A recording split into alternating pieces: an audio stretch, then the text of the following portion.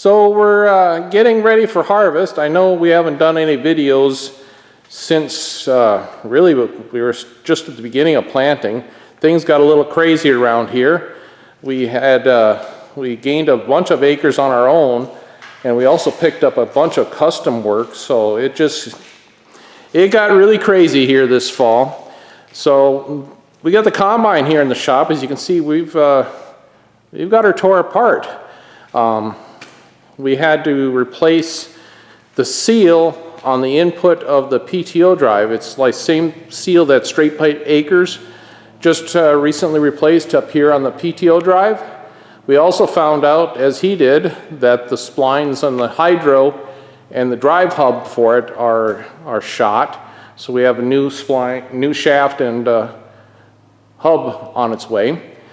But to take it off, we decided to go a different route, and we built this gantry crane. You can see here, it's our shop is 15.6 tall, and we got it within 6 inches of the ceiling. So we got enough clearance to get under our lights, but we built this, looked at the specs for, it's a 6,000 pound rated crane. That main beam up there is a 10-inch tall beam, and we have it was a 20-foot beam. We cut 2 feet off it, so it's capable of, it's an 18-foot beam minus the ends here. We can easily clear over the top of the combine, and it rolls around the shop here on these 8-inch casters. So it made taking the hydro out and the right angle gearbox a breeze. We took the side panel off here, as you can see, and it really with the chain hoist over the top of the machine, it wasn't too bad at all. So then we're also replacing all of the belts. So here there's a pile of old belts here laying down in front. This is all of them. Well, minus the rotor belt. We haven't taken the rotor belt off and the main drive belt.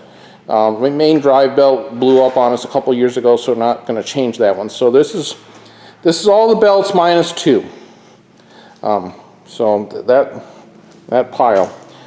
You got the header drive belt here and the feeder house drive belt. Replaced them too. And then over here, we're working on the fan drive system. Unfortunately, when we took it apart, the fan pail, once we got the tension off it, it was way loose in the housing, and then when we got the drive pulley off, the driven pulley was just as bad a shape. We got them here on the workbench, and you can see them where the holes are all egged out, and on both on the driven and the drive pulley. We had bought this shaft and the hub that's underneath here. We had bought that several years ago because we knew they were getting bad, but this year it was time to change them.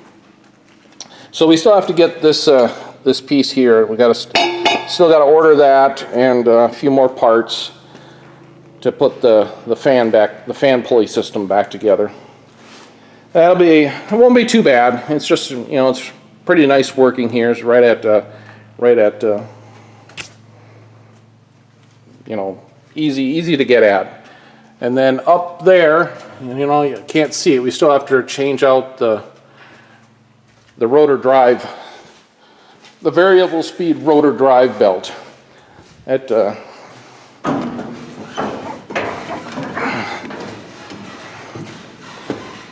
You see, here's the hydro's still missing. Like I said, we're waiting on the hub to come back. And then up in here, we got to change out the variable speed rotor drive belt.